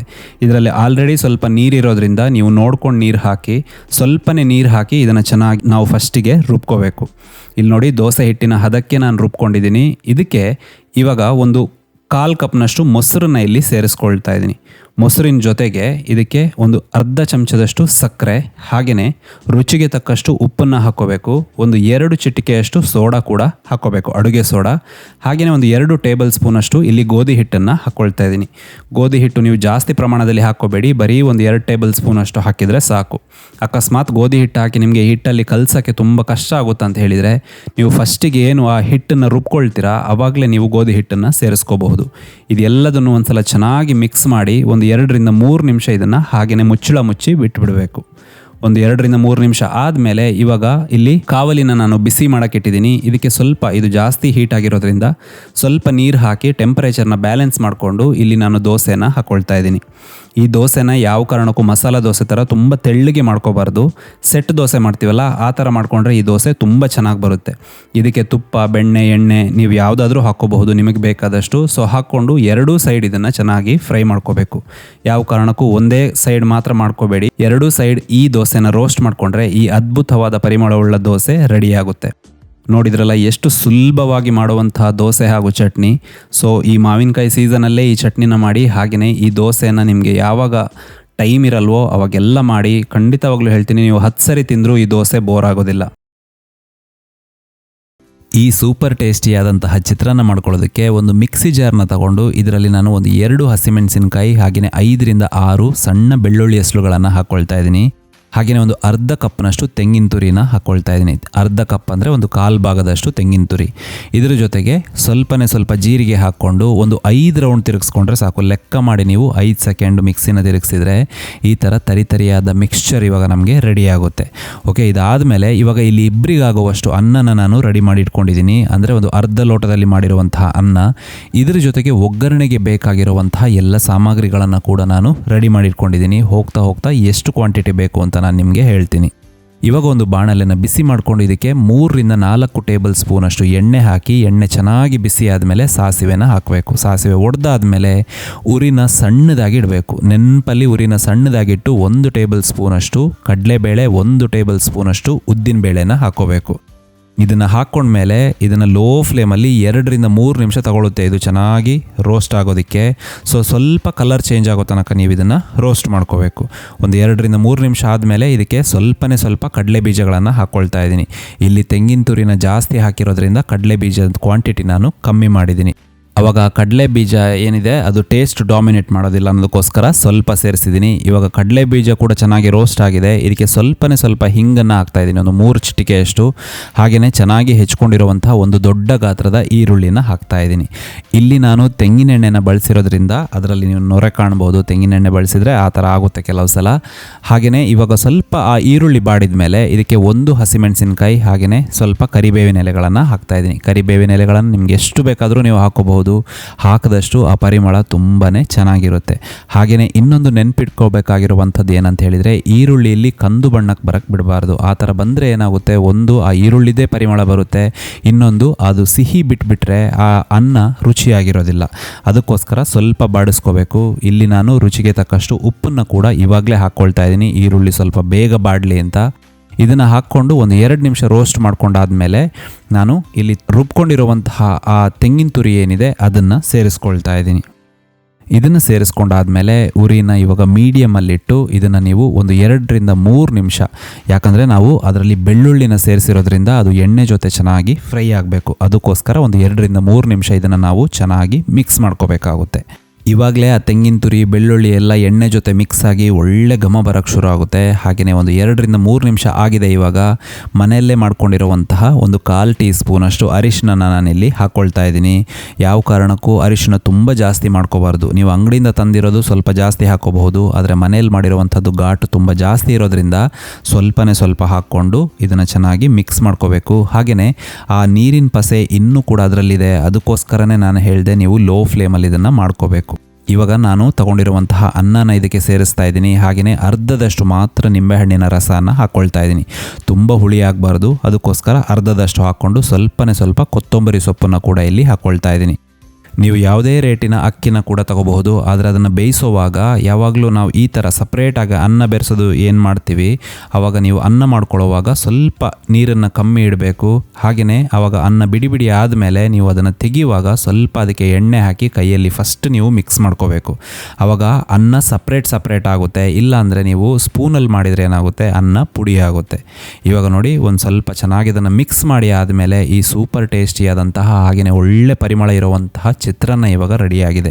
ನೀವು ಒಂದೇ ಥರದ ಚಿತ್ರಾನ್ನ ತಿಂದು ಬೋರ್ ಆಗಿದ್ರೆ ನಾನು ಇವತ್ತು ಹೇಳ್ತಿರುವಂತಹ ಈ ಚಿತ್ರಾನ್ನ ಮಾಡಿ ನೋಡಿ. ತುಂಬ ಸುಲಭ, ಹಾಗೆಯೇ ಟೇಸ್ಟ್ ಕೂಡ ತುಂಬ ಚೆನ್ನಾಗಿರುತ್ತೆ. ಈ ಶಾವಿಗೆ ಬಾತ್ ಮಾಡ್ಕೊಳ್ಳೋದಕ್ಕೆ ಮೊದಲಿಗೆ ಇಲ್ಲಿ ಒಂದು ಬಾಣಲೆಯಲ್ಲಿ 2 ಟೇಬಲ್ ಸ್ಪೂನಷ್ಟು ನಾನಿಲ್ಲಿ ತುಪ್ಪನ ಬಿಸಿ ಮಾಡ್ಕೊಳ್ತಾ ಇದ್ದೀನಿ. ಹಾಗೆಯೇ 200 ಗ್ರಾಮ್ ಅಂದರೆ 2 ಕಪ್ನಷ್ಟು ಶಾವಿಗೆನ ಹಾಕ್ಕೊಂಡು ಇದನ್ನು 3-4 ನಿಮಿಷ ರೋಸ್ಟ್ ಮಾಡ್ಕೊಳ್ತಾ ಇದ್ದೀನಿ. ನೀವು ಆಲ್ರೆಡಿ ರೋಸ್ಟ್ ಆಗಿರುವಂತಹ ಶಾವಿಗೆನ ತಗೋಬೇಡಿ. ನೀವು ಮನೇಲಿ ತಂದು 1 ಅಥವಾ 2 ಟೇಬಲ್ ಸ್ಪೂನ್ ತುಪ್ಪದಲ್ಲಿ ಇದನ್ನು ರೋಸ್ಟ್ ಮಾಡಿದರೆ ಆ ಶಾವಿಗೆ ಬಾತ್ ರುಚಿ ಅಷ್ಟು ಚೆನ್ನಾಗಿರುತ್ತೆ. ಇದನ್ನು 3-4 ನಿಮಿಷ ರೋಸ್ಟ್ ಮಾಡಿ ಆದಮೇಲೆ ನೋಡಿ ಇದರದ್ದು ಕಲರ್ ಕೂಡ ಇವಾಗ ಲೈಟಾಗಿ ಚೇಂಜ್ ಆಗಿದೆ. ಇದಕ್ಕೆ ಇವಾಗ ನಾನು ನೀರನ್ನು ಕುದಿ ಮಾಡಿ ಇಟ್ಟಿರುವಂತಹ ನೀರನ್ನು ಹಾಕ್ತಾ ಇದ್ದೀನಿ. ಇಲ್ಲಿ ನೀವು ನೋಡಿ ಆ ಶಾವಿಗೆ ಮುಳುಗಿ ಸ್ವಲ್ಪ ನೀರು ಮೇಲೆ ಬರೋ ಅಷ್ಟು ನೀವು ನೀರನ್ನು ಹಾಕ್ಕೊಂಡ್ರೆ ಸಾಕು. ಹಾಗೆಯೇ ಇದಕ್ಕೆ ಇವಾಗ ಒಂದು 1/4 ಚಮಚದಷ್ಟು ಇಲ್ಲಿ ನಾನು ಅರಿಶಿಣನ ಹಾಕ್ಕೊಳ್ತಾ ಇದ್ದೀನಿ. ಹಾಗೆಯೇ ಉಪ್ಪು ಒಂದು 3/4 ಟೀ ಸ್ಪೂನಷ್ಟು ಇಲ್ಲಿ ಹಾಕ್ಕೋಬೇಕು. ನೀವು ಜಾಸ್ತಿ ಹಾಕ್ಕೋಬೇಡಿ, ನೀರು ಹಾಕಿರೋದ್ರಿಂದ ಸ್ವಲ್ಪ ಉಪ್ಪನ್ನು ಜಾಸ್ತಿ ಹಾಕ್ಕೋಬೇಕಷ್ಟೇ. ಇದನ್ನು ಹಾಕ್ಕೊಂಡು ಕರೆಕ್ಟಾಗಿ ನೀವು ಶಾವಿಗೆ ಹಾಕಿದ ಮೇಲೆ 3 ನಿಮಿಷ ಇದನ್ನು ಕುದಿ ಬರೋಕ್ಕೆ ಬಿಡಬೇಕು. 3 ನಿಮಿಷದಲ್ಲಿ ಆ ಶಾವಿಗೆ ನಮಗೆ ಎಷ್ಟು ಬೇಕೋ ಅಷ್ಟು ಮಾತ್ರ ಬೆಂದಿರುತ್ತೆ. ಇಲ್ಲಿ ನಾನು ತೋರಿಸ್ತೀನಿ ನೋಡಿ ಕನ್ಫರ್ಮೇಷನಿಗೆ. ಮಧ್ಯದಲ್ಲಿ ಒಂದು ಸಣ್ಣ ನೂಲಿನಷ್ಟು ಆ ಬಿಳಿ ಇದು ಕಾಣಬೇಕು, ಅಷ್ಟಿದ್ರೆ ಸಾಕು. ಇವಾಗ ಈ ನೀರನ್ನೆಲ್ಲ ಬಸ್ಕೋಬೇಕು ನಾವು. ಇದಕ್ಕೆ ಅದು ಮತ್ತೆ ಬೇಯಬಾರ್ದು ಅನ್ನೋದಕ್ಕೋಸ್ಕರ ಮೇಲಿಂದ ಸ್ವಲ್ಪ ತಣ್ಣಗಿರುವಂತಹ ನೀರನ್ನು ಹಾಕ್ತಾ ಇದ್ದೀನಿ. ಒಗ್ಗರಣೆ ಕೊಡೋದಕ್ಕೆ ಇಲ್ಲಿ 2 ಈರುಳ್ಳಿಗಳನ್ನು ಹೆಚ್ಕೊಂಡು ಇಟ್ಕೊಂಡಿದ್ದೀನಿ, 1 ಸಣ್ಣ ಟೊಮೆಟೊ, 3 ಹಸಿಮೆಣಸಿನಕಾಯಿ, ಸ್ವಲ್ಪ ಕೊತ್ತಂಬರಿ ಸೊಪ್ಪು, ಹಾಗೆಯೇ ಕ್ಯಾರೆಟ್ ಮತ್ತು ಬೀನ್ಸನ್ನು ಸಣ್ಣದಾಗಿ ಹೆಚ್ಕೊಂಡು ಸ್ವಲ್ಪ ನಾನು ಬೇಯಿಸ್ಕೊಂಡು ಇಟ್ಕೊಂಡಿದ್ದೀನಿ ಮೊದಲೇ. ಹಾಗೆಯೇ ಅರ್ಧ ಕಪ್ನಷ್ಟು ತೆಂಗಿನ ತುರಿ ತಗೊಂಡಿದ್ದೀನಿ. ಇವಾಗ ಸೇಮ್ ಬಾಣಲೆಯಲ್ಲಿ ಒಂದು 2-3 ಟೇಬಲ್ ಸ್ಪೂನಷ್ಟು ಎಣ್ಣೆನ ಬಿಸಿ ಮಾಡ್ಕೋಬೇಕು. ಇಲ್ಲಿ ತುಪ್ಪ ಬೇಕು ಅಂತಿಲ್ಲ, ನೀವು ಎಣ್ಣೆನ ಹಾಕೋಬಹುದು. ಸ್ವಲ್ಪ ಸಾಸಿವೆ ಹಾಕಿ ಸಾಸಿವೆ ಒಡೆದ ಮೇಲೆ ಇದಕ್ಕೆ 1-2 ಟೇಬಲ್ ಸ್ಪೂನಷ್ಟು ಕಡಲೆಬೇಳೆನ ಹಾಕ್ಕೊಳ್ತಾ ಇದ್ದೀನಿ. ಹಾಗೆಯೇ 1 ಟೇಬಲ್ ಸ್ಪೂನಷ್ಟು ಉದ್ದಿನಬೇಳೆನ ಹಾಕ್ಕೊಳ್ತಾ ಇದ್ದೀನಿ. ಉದ್ದಿನಬೇಳೆ ಅಥವಾ ಉದ್ದಿನ ಕಾಳಾಗುತ್ತೆ. ಹಾಗೆಯೇ ಕಡಲೆಬೇಳೆ ಸ್ವಲ್ಪ ಜಾಸ್ತಿ ಆದರೂ ಪರವಾಗಿಲ್ಲ, ಉದ್ದಿನಬೇಳೆ ಜಾಸ್ತಿ ಮಾಡ್ಕೊಳ್ಳೋದಕ್ಕೆ ಹೋಗಬೇಡಿ. ಸ್ವಲ್ಪ ಕಲರ್ ಕೂಡ ಇವಾಗ ಚೇಂಜ್ ಆಗಿದೆ ನೋಡಿ. ಸಣ್ಣ ಉರಿಯಲ್ಲೇ ಇದನ್ನು ರೋಸ್ಟ್ ಮಾಡಿಕೊಂಡೆ ನಾನು. ಅದಾದಮೇಲೆ ಇದಕ್ಕೆ ನಾನು ಹೆಚ್ಕೊಂಡಿರುವಂತಹ ಈರುಳ್ಳಿನ ಸೇರಿಸ್ಕೊಳ್ತಾ ಇದ್ದೀನಿ. ಹಾಗೆಯೇ ಹಸಿಮೆಣಸಿನ್ಕಾಯಿನ ಹಾಕ್ಕೊಳ್ತಾ ಇದ್ದೀನಿ. ಇದ್ರ ಜೊತೆಗೆ ಸ್ವಲ್ಪ ಕರಿಬೇವನ್ನು ಹಾಕ್ಕೊಳ್ತಾ ಇದ್ದೀನಿ. ಇವಾಗ ಈರುಳ್ಳಿ ಬಾಡೋ ತನಕ ಇದನ್ನು ನಾವು ಮೀಡಿಯಮ್ ಫ್ಲೇಮಲ್ಲಿ ಚೆನ್ನಾಗಿ ಫ್ರೈ ಮಾಡ್ಕೋಬೇಕು. ಹಾಗೆಯೇ ಇಲ್ಲಿ ಈರುಳ್ಳಿ ಕೂಡ ಸಿಹಿ ಇರುತ್ತೆ, ತೆಂಗಿನಕಾಯಿ ಕೂಡ ಸಿಹಿ ಇರುತ್ತೆ. ಸೊ ನೀವು ಹಸಿಮೆಣಸಿನ್ಕಾಯಿನ ಸ್ವಲ್ಪ ನೋಡಿಕೊಂಡು ಸೇರಿಸ್ಕೋಬೇಕು, ಜಾಸ್ತಿ ಕಮ್ಮಿ ನೀವು ಅಡ್ಜಸ್ಟ್ ಮಾಡ್ಕೋಬಹುದು. ಇದಕ್ಕೆ ಸ್ವಲ್ಪ ಗೋಡಂಬಿಗಳನ್ನು ಇಲ್ಲಿ ನಾನು ಹಾಕ್ಕೊಂಡಿದ್ದೀನಿ. ಇದು ಆಪ್ಷನಲ್, ನಿಮಗೆ ಬೇಡ ಅಂದರೆ ನೀವು ಸ್ಕಿಪ್ ಮಾಡಬಹುದು. ಇವಾಗ ಕೊನೆಯದಾಗಿ ಇದಕ್ಕೆ ನಾನು ಹೆಚ್ಕೊಂಡಿರುವಂತಹ ಸಣ್ಣ ಒಂದು ಟೊಮೆಟೊನ ಇದಕ್ಕೆ ಹಾಕ್ಕೊಳ್ತಾ ಇದ್ದೀನಿ. ನಿಂಬೆ ಹಣ್ಣಿಗಿಂತ ಈ ಟೊಮೆಟೊನ ಸೇರಿಸಿ ಒಂದ್ಸಲ ಮಾಡಿ ನೋಡಿ, ತುಂಬಾ ರುಚಿಕರವಾಗಿರುತ್ತೆ ಈ ಶಾವಿಗೆ ಬಾತ್. ಇವಾಗ ಟೊಮೆಟೊ ಬಾಡಿದ ಮೇಲೆ ನಾವು ತಗೊಂಡಿರುವಂತಹ ತರಕಾರಿನ ಸೇರಿಸ್ಕೋಬೇಕು. ಹಾಗೆಯೇ ಉಪ್ಪು ಇಲ್ಲಿ ಆಲ್ರೆಡಿ ನಾವು ಶಾವಿಗೆಗೆ ಹಾಕ್ಕೊಂಡಿದ್ದೀವಿ, ಅದಕ್ಕೋಸ್ಕರ ಇಲ್ಲಿ ತರಕಾರಿ ಎಷ್ಟಿದೆಯೋ ಅದಕ್ಕೆ ಮಾತ್ರ ಉಪ್ಪನ್ನು ನೀವು ಸೇರಿಸ್ಕೊಂಡ್ರೆ ಸಾಕು. ಸೊ 1/4 ಟೀ ಸ್ಪೂನ್ ಅಷ್ಟು ಹಾಕ್ಕೊಂಡಿದ್ದೀನಿ. ಶಾವಿಗೆ ಎಲ್ಲಾದರೂ ನೀವು ಬೇಯಿಸಿದಾಗ ಮುದ್ದೆ ಆಗಿಬಿಟ್ರೆ, ಇವಾಗ ಇಲ್ಲಿ ಮುದ್ದೆ ಆಗಿಲ್ಲ ಜಾಸ್ತಿ, ಅಕಸ್ಮಾತ್ ಮುದ್ದೆ ಬಿಟ್ರೆ ಈ ಥರ ನೀವು ತಗೊಂಡಿರುವಂತಹ ತೆಂಗಿನ ತುರಿ ಏನಿದೆ ಅದರಲ್ಲಿ ಸ್ವಲ್ಪ ತೆಂಗಿನ ತುರಿ ನೀವು ಇದಕ್ಕೆ ಸೇರಿಸ್ಕೊಂಡು ಆ ತೆಂಗಿನ ತುರಿ ಜೊತೆಗೆ ಆ ಶಾವಿಗೆನ ಚೆನ್ನಾಗಿ ಮಿಕ್ಸ್ ಮಾಡಬೇಕು. ನೀವೇ ಇಲ್ಲಿ ನೋಡ್ತಾ ಇದ್ದೀರಾ, ಅದು ಸ್ವಲ್ಪ ಅಂಟ್ಕೊಂಡಿದ್ರು ಕೂಡ ತುಂಬ ಚೆನ್ನಾಗಿ ಬಿಡಿಯಾಗಿ ಬರುತ್ತೆ. ಅಕಸ್ಮಾತ್ ನೀವೆಲ್ಲಾದರೂ ಸ್ಪೂನಲ್ಲಿ ಅದನ್ನು ಮುದ್ದೆ ಆಗಿರೋದನ್ನು ಸ್ಪೂನಲ್ಲಿ ಎಲ್ಲಾದರೂ ಮಿಕ್ಸ್ ಮಾಡೋಕ್ಕೆ ಹೋಗಿಬಿಟ್ರೆ ಅದೆಲ್ಲ ಪುಡಿ ಆಗಿಬಿಡುತ್ತೆ, ಚೆನ್ನಾಗಿರೋದಿಲ್ಲ.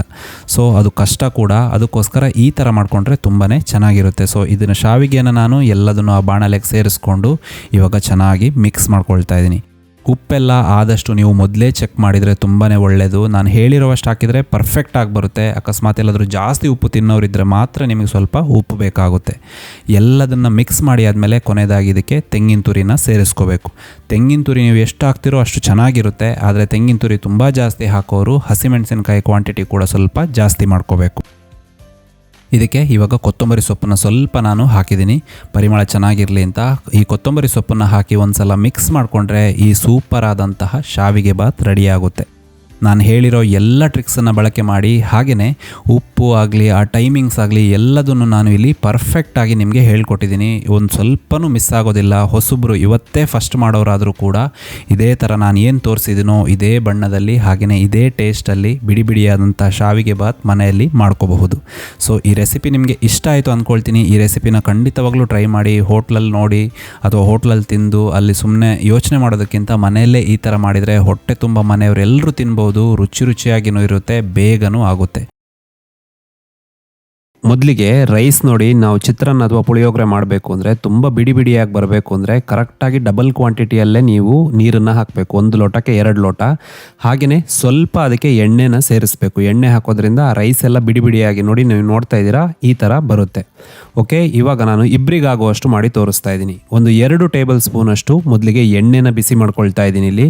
ಹಾಗೆಯೇ ಎಣ್ಣೆನ ಬಿಸಿ ಮಾಡಿಕೊಂಡು ಇದಕ್ಕೆ ಸ್ವಲ್ಪ ಸಾಸಿವೆನ ಹಾಕ್ತಾ ಇದ್ದೀನಿ, ಒಂದು ಅರ್ಧ ಟೀ ಸ್ಪೂನಷ್ಟು.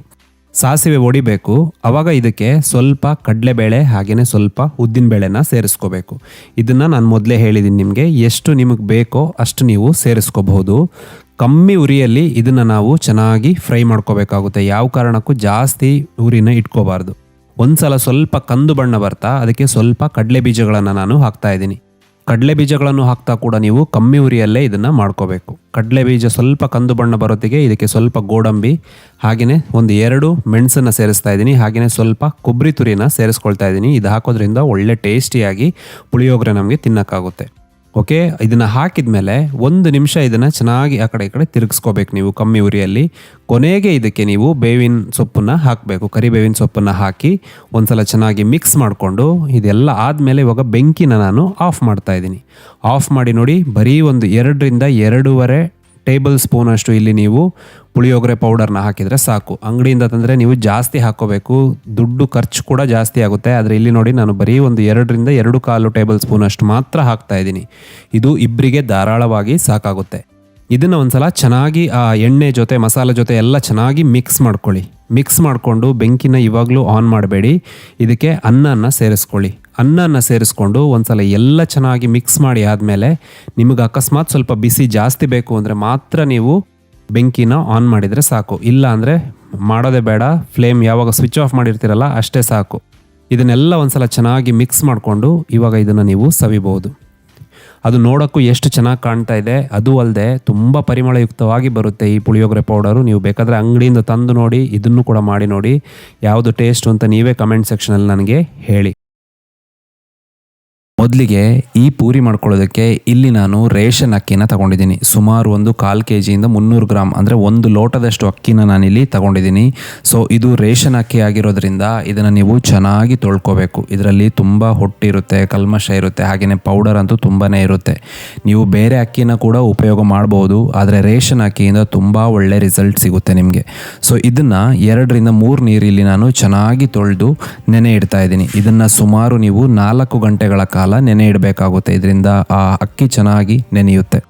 ಓಕೆ, ಇಲ್ಲಿ ನೋಡಿ ಇವಾಗ ನಾನು ಒಂದು ಸಣ್ಣ ಜಾರ್ನ ಇಲ್ಲಿ ಉಪಯೋಗ ಮಾಡ್ತಾ ಇದ್ದೀನಿ. ದೊಡ್ಡ ಜಾರ್ನ ಉಪಯೋಗ ಮಾಡ್ತಾ ಇಲ್ಲ. ಯಾಕಂದರೆ ಇಲ್ಲಿ ನಾವು ಸ್ವಲ್ಪ ನೀರನ್ನು ಬಳಸ್ತೀವಿ. ಅದಕ್ಕೋಸ್ಕರ ಸಣ್ಣ ಜಾರಲ್ಲಾದರೆ ನಿಮಗೆ ಬೇಗ ಆಗುತ್ತೆ. ಹಾಗೆಯೇ ಇದನ್ನು ತರಿಯಾಗಿ ಎಲ್ಲ ತುಂಬ ನುಣ್ಣಗೆ ನೀವು ರುಬ್ಕೋಬೇಕಾಗುತ್ತೆ.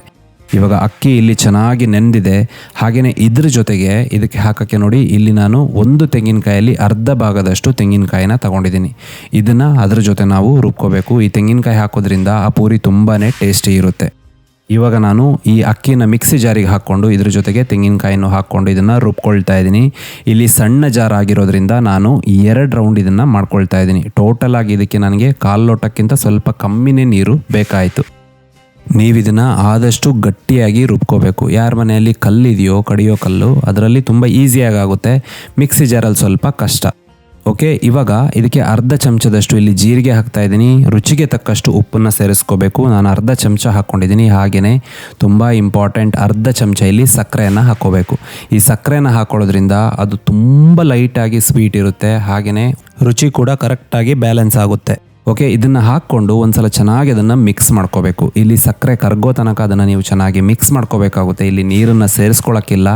ಸೊ ಒಂದ್ಸಲ ಮಿಕ್ಸ್ ಮಾಡ್ಕೊಂಡಾದ್ಮೇಲೆ ಇಲ್ಲಿ ನಾನು ಸ್ವಲ್ಪ ಅಕ್ಕಿ ಹಿಟ್ಟನ್ನು ಸೇರಿಸ್ಕೊಂಡು ಇದನ್ನು ಇವಾಗ ನಾನು ಚಪಾತಿ ಹಿಟ್ಟಿನ ಹದಕ್ಕೆ ಇದನ್ನು ಕಲಿಸ್ಕೊಳ್ತಾ ಇದ್ದೀನಿ. ಇಲ್ಲಿ ನೀವು ನೆನ್ಪಿಟ್ಕೊಳ್ಬೇಕಾಗಿರುವಂಥದ್ದು, ಜಾಸ್ತಿ ಹಿಟ್ಟನ್ನು ಒಂದೇ ಸಲ ಹಾಕ್ಕೋಬಾರ್ದು. ಸ್ವಲ್ಪನೇ ಹಿಟ್ಟನ್ನು ಹಾಕ್ಕೋಬೇಕು. ಟೋಟಲ್ ಆಗಿ ನನಗೆ ಇಲ್ಲಿ ಸುಮಾರು 3/4 ಕಪ್ನಷ್ಟು ಅಕ್ಕಿ ಹಿಟ್ಟು ಬೇಕಾಯಿತು. ನೀವು ಅಂಗಡಿಯಿಂದ ತಂದಿರೋದು ಹಾಕ್ಕೋಬಹುದು ಅಥವಾ ಮನೆಯಲ್ಲಿ ಮಾಡಿರುವಂಥದ್ದು ಹಾಕ್ಕೋಬಹುದು. 2 ರಿಸಲ್ಟ್ ಕೂಡ ನಿಮಗೆ ಸೇಮ್ ಸಿಗುತ್ತೆ. ಇವಾಗ ಇದನ್ನು ನಾನು ಚಪಾತಿ ಹಿಟ್ಟಿನ ಹದಕ್ಕೆ ನಾದ್ಕೊಂಡಿದ್ದೀನಿ. ಇಲ್ಲಿ ತೆಗೆದು ತೋರಿಸ್ತೀನಿ ನೋಡಿ. ಈ ಥರ ಇದ್ದರೆ ಸಾಕು. ಇಲ್ಲಿ ಜಾಸ್ತಿ ಗಟ್ಟಿಯಾದರೆ ಏನಾಗುತ್ತೆ, ಆ ಪೂರಿ ನಿಮಗೆ ಬ್ರೇಕ್ ಆಗಿಬಿಡುತ್ತೆ. ಆ ಥರ ಆಗಬಾರ್ದು. ಇವಾಗ ನೋಡಿ, ಈ ಹಿಟ್ಟು ಒಣಗಬಾರ್ದು ಅಂತ ನಾನು ಇದಕ್ಕೆ ಸ್ವಲ್ಪ ಎಣ್ಣೆನ ಹಚ್ಚಿ ಇಡ್ತಾ ಇದ್ದೀನಿ. ಹಾಗೆಯೇ ಇದರಲ್ಲಿ ನೀವು ಮಾಡ್ಕೊಳ್ಳೋವಾಗ ಪೂರಿನ ನೀವು ಸಣ್ಣ ಉಂಡೆಗಳನ್ನಾಗಿ ಮೊದಲು ಮಾಡ್ಕೋಬೇಕು. ಒಂದು ನಿಂಬೆಹಣ್ಣಿನ ಗಾತ್ರದಷ್ಟು ಉಂಡೆಗಳನ್ನು ಮಾಡ್ಕೊಂಡ್ರೆ ಸಾಕು. ತುಂಬ ದೊಡ್ಡದಾಗಿ ಮಾಡ್ಕೋಬೇಡಿ. ಸಣ್ಣದಾದರೆ ಪರವಾಗಿಲ್ಲ, ತುಂಬ ದೊಡ್ಡದಾಗಿ ಮಾತ್ರ ಮಾಡ್ಕೋಬೇಡಿ. ಇವಾಗ ಇಲ್ಲಿ ಬಟರ್ ಪೇಪರ್ನ ತಗೊಂಡು ಅದಕ್ಕೆ ಸ್ವಲ್ಪ ಎಣ್ಣೆನ ನಾನಿಲ್ಲಿ ಹಚ್ಚಿ ಅದರಲ್ಲಿ ಆ ಉಂಡೆನ ಪ್ಲೇಸ್ ಮಾಡಿ ಇಲ್ಲಿ ನೋಡಿ 75% ಥರ ಇದನ್ನು ಮುಚ್ತಾ ಇದ್ದೀನಿ. ಈ ಥರ ಮಾಡೋದ್ರಿಂದ ಆ ಪೂರಿ ಚೆನ್ನಾಗಿ ನಮಗೆ ಸ್ಪ್ರೆಡ್ ಮಾಡ್ಕೊಳ್ಳೋಕ್ಕೆ ತುಂಬ ಸುಲಭ ಆಗುತ್ತೆ. ಇಲ್ಲಿ ಫ್ಲ್ಯಾಟ್ ಸರ್ಫೇಸ್ ಇರುವಂತಹ ಯಾವುದೇ ನೀವು ಪಾತ್ರೆನ ತಗೊಂಡು ಅದರ ಸಹಾಯದಿಂದ ಒಂದು 2 ರಿಂದ 3 ಸಲ ಒತ್ತಿದ್ರೆ ಈ ಪೂರಿ ರೆಡಿ ಆಗುತ್ತೆ ನೋಡಿ. ಅದರದ್ದು ಥಿಕ್ನೆಸ್ ಕೂಡ ನಾನು ನಿಮಗೆ ತೋರಿಸ್ತೀನಿ, ಎಷ್ಟು ದಪ್ಪನಾಗಿರಬೇಕು ಅಂತ ಇಲ್ಲಿ ನಾನು ತೋರಿಸ್ತಾ ಇದ್ದೀನಿ. ಹಾಗೆಯೇ ಇಲ್ಲಿ ನಾನು ಸೌಟಿನ ಸಹಾಯದಿಂದ ಇದನ್ನು ಫ್ರೈ ಮಾಡ್ಕೊಳ್ತಾ ಇದ್ದೀನಿ. ಯಾಕಂದರೆ ಇಲ್ಲಿ ನಾವು ಸೋಡಾನ ಬಳಸ್ತಾ ಇಲ್ಲ. ಅಡುಗೆ ಸೋಡಾ ಬಳಸಿದರೆ ಅದು ಆಟೋಮೆಟಿಕಲಿ ಉಬ್ಬಿ ಬರುತ್ತೆ. ಆದರೆ ಇಲ್ಲಿ ಸೋಡಾನ ಬಳಸ್ತಾ ಇಲ್ಲ. ಅದಕ್ಕೋಸ್ಕರ ನೀವು ಆ ಎಣ್ಣೆನ ಅದ್ರ ಮೇಲೆ ಹಾಕ್ತಾ ಅದು ಉಬ್ಬಕ್ಕೆ ನೀವು ಹೆಲ್ಪ್ ಮಾಡಬೇಕು. ಇಲ್ಲಾಂದರೆ ಅದು ಬೇಗ ಉಬ್ಬಿ ಬರೋದಿಲ್ಲ. ಹಾಗೆಯೇ ಒಂದು ಸೈಡ್ ಅದು ತುಂಬ ತೆಳ್ಳಗಿರುತ್ತೆ, ಇನ್ನೊಂದು ಸೈಡ್ ದಪ್ಪನಾಗಿರುತ್ತೆ. ಸೊ ದಪ್ಪನಾಗಿರೋ ಸೈಡ್ ನೀವು ಸ್ವಲ್ಪ ಹೊತ್ತು ಫ್ರೈ ಮಾಡ್ಕೋಬೇಕು. ಈ ಥರ ಮೀಡಿಯಮ್ ಫ್ಲೇಮಲ್ಲಿ ಇದನ್ನು ಫ್ರೈ ಮಾಡಿಕೊಂಡ್ರೆ ಈ ಸೂಪರ್ ಆಗಿರುವಂತಹ ಕಾಯಿ ವಡೆ ಅಥವಾ ಪೂರಿ ರೆಡಿಯಾಗುತ್ತೆ. ಇದನ್ನು ನೀವು ಚಟ್ನಿ ಜೊತೆ ಅಂದರೆ ಟೊಮೆಟೊ ಚಟ್ನಿ ಅಥವಾ ತೆಂಗಿನಕಾಯಿ ಚಟ್ನಿ ಜೊತೆ ಸವಿಬಹುದು ಅಥವಾ ಖಾಲಿ ಹೀಗೇನೆ ಕೂಡ ತಿನ್ಬೋದು. ತುಂಬ ರುಚಿಕರವಾಗಿರುತ್ತೆ. ಅದು ಸಾಫ್ಟ್ ಕೂಡ ಎಷ್ಟಿದೆ ಅಂತ ಹೇಳಿ ನಾನು ತೋರಿಸ್ತಾ ಇದ್ದೀನಿ. ಹಾಗೆಯೇ ಎಷ್ಟು ಚೆನ್ನಾಗಿ ಅದು ಉಬ್ಬಿ ಬಂದಿದೆ ಅಂತ ನಾನು ನಿಮಗೆ ತೋರಿಸ್ತಾ ಇದ್ದೀನಿ. ಬರೀ 1 ನಿಮಿಷ ಫ್ರೈ ಮಾಡಿದರೆ ಸಾಕು, ಸೂಪರ್ ಆಗಿರುವಂತಹ ಕಾಯಿ ವಡೆ ಅಥವಾ ಪೂರಿ ರೆಡಿಯಾಗುತ್ತೆ. ಈ ಬೋಂಡಾ ಸೂಪ್ ಮಾಡ್ಕೊಳ್ಳೋದಕ್ಕೆ ಮೊದಲಿಗೆ ಇಲ್ಲಿ 1 ಕಪ್ನಷ್ಟು ಉದ್ದಿನ ಬೇಳೆನ ನಾನು ತಗೊಂಡಿದ್ದೀನಿ. ನೀವು ಉದ್ದಿನ ಬೇಳೆ ಆದರೂ ತಗೋಬಹುದು, ಉದ್ದಿನ ಕಾಳಾದರೂ ತಗೋಬಹುದು. 1 ಕಪ್ ಅಂದರೆ 250 ಗ್ರಾಮ್ನಷ್ಟು ಬರುತ್ತೆ. ಹಾಗೆಯೇ ಇದರಲ್ಲಿ ಸುಮಾರು 20 ಬೋಂಡಗಳನ್ನು ನೀವು ಮಾಡ್ಕೋಬಹುದು. ಇದನ್ನು 2 ನೀರಾದರೂ ನೀವು ಚೆನ್ನಾಗಿ ತೊಳೆದು ಇದನ್ನು 8 ಗಂಟೆಗಳ ಕಾಲ ನೆನೆ ಬಿಡಬೇಕು. ತುಂಬ ಅರ್ಜೆಂಟಾಗಿ ಮಾಡ್ಕೋಬೇಡಿ, ಚೆನ್ನಾಗಿ ಅದನ್ನು ನೆನೆ ಬಿಡಬೇಕು. ಇವಾಗ ನಾನು ಒಂದು ಪ್ಯಾನಲ್ಲಿ 1 ಟೇಬಲ್ ಸ್ಪೂನಷ್ಟು ತುಪ್ಪನ ಬಿಸಿ ಮಾಡಿಕೊಂಡು ಇದಕ್ಕೆ ಅರ್ಧ ಕಪ್ನಷ್ಟು ಹೆಸರುಬೇಳೆನ ಹಾಕ್ಕೊಂಡಿದ್ದೀನಿ. ಇಲ್ಲಿ 1 ಕಪ್ ನಾವು ಉದ್ದಿನಬೇಳೆ ಯೂಸ್ ಮಾಡಿರೋದ್ರಿಂದ ಅರ್ಧ ಕಪ್ ಹೆಸರುಬೇಳೆ ನಮಗೆ ಧಾರಾಳವಾಗಿ ಸೂಪ್ ಮಾಡೋಕ್ಕೆ ಸಾಕಾಗುತ್ತೆ. ಇದನ್ನು 4 ರಿಂದ 5 ನಿಮಿಷ ಕಮ್ಮಿ ಉರಿಯಲ್ಲಿ ರೋಸ್ಟ್ ಮಾಡಿಕೊಂಡು ಇದನ್ನು ಒಂದು ಕುಕ್ಕರ್ಗೆ ಸೇರಿಸ್ಕೊಳ್ತಾ ಇದ್ದೀನಿ. ಹಾಗೆಯೇ ಒಂದು 3 ಕಪ್ನಷ್ಟು ಇದಕ್ಕೆ ನೀರನ್ನು ಸೇರಿಸ್ಕೊಳ್ತಾ ಇದ್ದೀನಿ. ಒಂದು ಸಣ್ಣದಾಗಿ ಹೆಚ್ಕೊಂಡಿರುವಂತಹ 1 ಇಂಚಿನಷ್ಟು ಶುಂಠಿನ ತಗೋಬೇಕು. 1 ಟೊಮೆಟೊವನ್ನು ಸಣ್ಣದಾಗಿ ಹೆಚ್ಕೋಬೇಕು. ಹಾಗೆಯೇ 2 ಹಸಿಮೆಣಸಿನಕಾಯಿನ ಸೇರಿಸ್ತಾ ಇದ್ದೀನಿ. ಇಲ್ಲಿ ಅರ್ಧ ಟೀ ಸ್ಪೂನಷ್ಟು ಉಪ್ಪು, 1/4 ಟೀ ಸ್ಪೂನಷ್ಟು ಅರಿಶಿನ ಹಾಕ್ಕೊಂಡು ಇದನ್ನು ಚೆನ್ನಾಗಿ ಮಿಕ್ಸ್ ಮಾಡಿ 4 ವಿಷಲ್ ಕೂಗಿಸ್ಕೋಬೇಕು. ಇವಾಗ ಇನ್ನೊಂದು ಸೈಡಲ್ಲಿ ನೋಡಿ, ನಾನು ಒಂದು 2 ರಿಂದ 3 ಟೇಬಲ್ ಸ್ಪೂನಷ್ಟು ಎಣ್ಣೆನ ಬಿಸಿ ಮಾಡಿ, ಎಣ್ಣೆ ಚೆನ್ನಾಗಿ ಬಿಸಿ ಆದಮೇಲೆ ಅದಕ್ಕೆ ಸ್ವಲ್ಪ ಸಾಸಿವೆಗಳನ್ನು ಹಾಗೆಯೇ ಸ್ವಲ್ಪ ಜೀರಿಗೆನ ಇಲ್ಲಿ ಹಾಕ್ತಾ ಇದ್ದೀನಿ. ಇದು ಜೀರಿಗೆ ಪಟಪಟ ಅಂತ ಹೊಡಿಬೇಕು. ಅದಾದಮೇಲೆ ನೀವು ಇದಕ್ಕೆ ಸ್ವಲ್ಪ ಕರಿಬೇವಿನ ಎಲೆಗಳನ್ನು ಸೇರಿಸ್ಕೋಬೇಕು. ಕರಿಬೇವಿನ ಎಲೆಗಳು ಫ್ರೆಶ್ ಇದ್ದರೆ ಫ್ರೆಶ್ ಹಾಕ್ಕೊಳ್ಳಿ, ಒಣಗಿದ್ದಿದ್ದರೆ ಒಣಗಿದ್ದು ಹಾಕ್ಕೊಳ್ಳಿ. ಹಾಗೆಯೇ ಒಂದು 2 ಹಸಿಮೆಣಸಿನಕಾಯಿನ ಇಲ್ಲಿ ಸೇರಿಸ್ಕೊಳ್ತಾ ಇದ್ದೀನಿ. ಆಲ್ರೆಡಿ ನಾವು ಹಸಿಮೆಣಸಿನಕಾಯಿನ ಬೇಳೆ ಜೊತೆನೂ ಹಾಕ್ಕೊಂಡಿದ್ದೀವಿ. ಸ್ವಲ್ಪ ಹಿಂಗೆ ಹಾಕಿ ಅದನ್ನು ಚೆನ್ನಾಗಿ ಮಿಕ್ಸ್ ಮಾಡಿ, ಹಾಗೆಯೇ ಇನ್ನೊಂದು ಸೈಡಲ್ಲಿ ನೋಡಿ, ಇಲ್ಲಿ ಬೇಳೆ ಇವಾಗ 4 ವಿಷಲ್ ನಾನು ಕೂಗಿಸಿದ್ದೆ, ಅದು ಚೆನ್ನಾಗಿ ಬೆಂದಿದೆ. ಸೊ ಒಂದು ಸಲ ಚೆನ್ನಾಗಿ ಆ ಸ್ಪೂನಲ್ಲಿ ಚೆನ್ನಾಗಿ ನೀವು ಮಿಕ್ಸ್ ಮಾಡಬೇಕು. ಆ ಥರ ಮಿಕ್ಸ್ ಮಾಡುವಾಗ ಬೇಳೆ ಸ್ವಲ್ಪ ಇನ್ನೂ ಪುಡಿ ಆಗುತ್ತೆ. ಸೊ ಪುಡಿ ಆದಮೇಲೆ ಈ ಸೂಪನ್ನು ತೆಗೆದು ಒಗ್ಗರಣೆಗೆ ಸೇರಿಸ್ಕೋಬೇಕಾಗುತ್ತೆ. ಇವಾಗ ಆ ಸೂಪ್ ಸ್ವಲ್ಪ ಕುದಿ ಬರ್ತಾ ಇದೆ. ಇದಕ್ಕೆ ಕ್ರಷ್ ಮಾಡಿರುವಂತಹ ಸ್ವಲ್ಪ ಕರಿಮೆಣಸು, ರುಚಿಗೆ ತಕ್ಕಷ್ಟು ಉಪ್ಪನ್ನು ನಾನು ಸೇರಿಸ್ಕೊಳ್ತಾ ಇದ್ದೀನಿ. ಉಪ್ಪು ಆಲ್ರೆಡಿ ನೀವು ಬೇಳೆ ಬೇಯೋತ್ತಿಗೂ ಹಾಕಿದ್ರಿ, ಸೊ ನೋಡ್ಕೊಂಡು ನೀವು ಇದಕ್ಕೆ ಸೇರಿಸ್ಕೋಬೇಕಾಗುತ್ತೆ. ಹಾಗೆಯೇ ಅದರದ್ದು ಕನ್ಸಿಸ್ಟೆನ್ಸಿ ನೀವು ನೋಡಬಹುದು, ಎಷ್ಟು ದಪ್ಪನಾಗಿ ನಾನು ಇಟ್ಟಿದ್ದೀನಿ ಅಂತ. ಸೊ ಇದು ಸೂಪ್ ಆಗಿರೋದ್ರಿಂದ ಸ್ವಲ್ಪ ತೆಳುವಾಗಿನೇ ಇಟ್ಟರೆ ತುಂಬ ಚೆನ್ನಾಗಿರುತ್ತೆ. ಇದು ಸೂಪ್ ಆಗಿರೋದ್ರಿಂದ ಇದಕ್ಕೆ ಸ್ವಲ್ಪ ತೆಂಗಿನ ತುರಿ ಹಾಕಿದರೆ ಇದು ತುಂಬಾ ಚೆನ್ನಾಗಿ ರುಚಿನ ಕೊಡುತ್ತೆ. ಸೊ ತೆಂಗಿನ ತುರಿ ಹಾಕಿ ಇದಕ್ಕೆ ಸ್ವಲ್ಪ ನೀವು ಕೊತ್ತಂಬರಿ ಸೊಪ್ಪನ್ನು ಚೆನ್ನಾಗಿ ಕಟ್ ಮಾಡಿ ಇದಕ್ಕೆ ಸೇರಿಸ್ಕೋಬೇಕು. ಈ ಥರ ಸೇರಿಸ್ಕೊಂಡು ಮತ್ತೆ ಒಂದು ಕುದಿ ತೆಗೆದ್ರೆ ಸಾಕು, ಈ ಸೂಪ್ ರೆಡಿ ಆಗುತ್ತೆ. ಇವಾಗ ಫ್ಲೇಮ್ನ ಆಫ್ ಮಾಡಿ ಇದಕ್ಕೆ ಅರ್ಧದಷ್ಟು ನಿಂಬೆಹಣ್ಣಿನ ರಸನ ಹಾಕ್ಕೋಬೇಕು. ಯಾವುದೇ ಬೇಳೆ ಮಾಡುವಾಗ ಅದಕ್ಕೆ ನಿಂಬೆಹಣ್ಣಿನ ರಸ ಸೇರಿಸಿದರೆ ನಮಗೆ ಗ್ಯಾಸ್ಟ್ರಿಕ್ ಸಮಸ್ಯೆ ಎಲ್ಲ ಇರೋದಿಲ್ಲ. ಸೊ ಈ ಥರ ಸೇರಿಸ್ಕೊಂಡು ಇದನ್ನು ಚೆನ್ನಾಗಿ ಮಿಕ್ಸ್ ಮಾಡಿದರೆ ಈ ಸೂಪರ್ ಟೇಸ್ಟಿಯಾದಂತಹ ಬೋಂಡಾಗೆ ಬೇಕಾಗಿರುವಂತಹ ಸೂಪ್ ನಮಗೆ ರೆಡಿ ಆಗುತ್ತೆ. ಸೊ ಇವಾಗ ಸೂಪ್ ರೆಡಿ ಆಯಿತು. ನೆಕ್ಸ್ಟ್ ಉದ್ದಿನಬೇಳೆ ಕೂಡ ಚೆನ್ನಾಗಿ ನೆಂದಿದೆ ನೋಡಿ. 8 ಗಂಟೆಗಳ ಕಾಲ ನಾನು ನೆನೆ ಬಿಟ್ಟಿದ್ದೆ ಇದನ್ನು. ಹಾಗೆಯೇ ಸಣ್ಣ ಮಿಕ್ಸಿ ಜಾರ್, ನಾವು ಚಟ್ನಿ ಎಲ್ಲ ಮಾಡ್ತೀವಲ್ಲ ಅದನ್ನು ತಗೊಂಡಿದ್ದೀನಿ. ಯಾಕಂದರೆ ಇದರಲ್ಲಿ ಚೆನ್ನಾಗಿ ನಾವು ಪೇಸ್ಟ್ ಮಾಡ್ಕೊಳ್ಳೋಕ್ಕೆ ಆಗುತ್ತೆ. ಸೊ 2 ಸಲ ನಾನು ಇದನ್ನು ಪೇಸ್ಟ್ ಮಾಡ್ಕೊಳ್ತಾ ಇದ್ದೀನಿ. ಸ್ವಲ್ಪ ನೀರನ್ನು ಸೇರಿಸ್ಬೇಕು ನೀವು, 1 ಟೇಬಲ್ ಸ್ಪೂನಷ್ಟು. ಇದನ್ನು ಸೇರಿಸ್ಕೊಂಡು ನೋಡಿ, ನಾನು ತೋರಿಸ್ತಾ ಇದ್ದೀನಲ್ಲ, ಇಷ್ಟು ಗಟ್ಟಿಯಾಗಿ ನೀವು ಈ ಪೇಸ್ಟನ್ನು ಮಾಡ್ಕೋಬೇಕಾಗುತ್ತೆ. ನೀವು ತೆಳುವಾಗಿ ಮಾಡಿಕೊಂಡ್ರೆ ನಿಮಗೆ ಆ ಬೋಂಡಗಳು ಚೆನ್ನಾಗಿ ಬರೋದಿಲ್ಲ. ಸೊ ನಾನು ಹೇಳಿರೋ ಥರನೇ ಸ್ಟೆಪ್ಸನ್ನು ಫಾಲೋ ಮಾಡಿ ನೀವು ಮಾಡಬೇಕು. ಇವಾಗ ಹಿಟ್ಟನ್ನು ನಾನು ನುಣ್ಣಗೆ ರುಬ್ಕೊಂಡಿದ್ದೀನಿ.